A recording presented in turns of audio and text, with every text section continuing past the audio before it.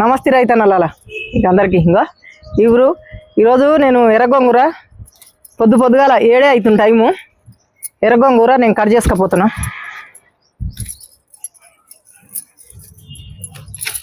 ఇట సాకైనా ఏం లేదు, కత్తెర అయినా ఏం లేదు, ఏది ఉంటే అది ఎలా తీసుకోవచ్చు. మరి కత్తెర ఇరిగిపోయింది, తేరా అంటే తెస్తా అంటుంటే తెస్తలేడు. ఇప్పుడైతే నేనైతే సాకుతుండే కట్ చేస్తున్నా. ఇంకా మనం పచ్చింతకాయలు ఎట్టుంటాయో ఎర్రగొంగూర, కాకపోతే కొంచెం దీనికి బలం జాలక పల్లవారింది. కానీ ఎంత మంచి ఇంత బాగుంటుంది అనుకున్నావు, పులుపు తీరుగానే ఉంటుంది. ఇంకో ఇప్పుడే పచ్చికాయలు వేసి వండాలని నేను ఇప్పుడు అన్నం పొయ్యి మీద పెట్టినా ఇక్కడికి వచ్చిన.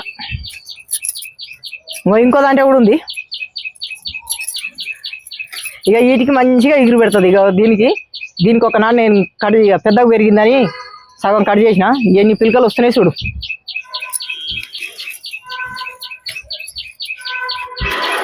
మళ్ళీ ఇవి కూడా కట్ కొంచెం పెద్దవి కట్ చేసుకుంటా.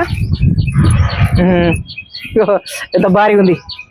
సరే ఇగో ఒక్కడే 2 పాలకూర గింజలు ఇల్లు వేసిన. ఎంత ఒక్క పిడికడ అయితేట్టుంది.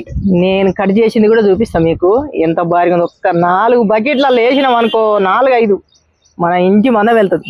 ఇంకొక గోంగూర చెట్టు కట్ చేద్దాము. ఇంకో ఇది చూడు ఎన్ని పిలకలు వచ్చినాయి.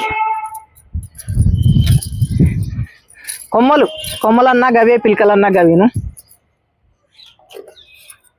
ఇప్పుడు మందము మనం ఒక పూటకు మందం దీన్ని తీసుకుపోదాం. ఈ ఎర్రగోంగూర పచ్చడి పెట్టుకోవచ్చు, పచ్చికాయలు వేసి ఒట్టి గోంగూర ఉండొచ్చు, పప్పులు వేసుకోవచ్చు, ఎన్నో రకరకాల దోసకాయలు వేసుకోవచ్చు.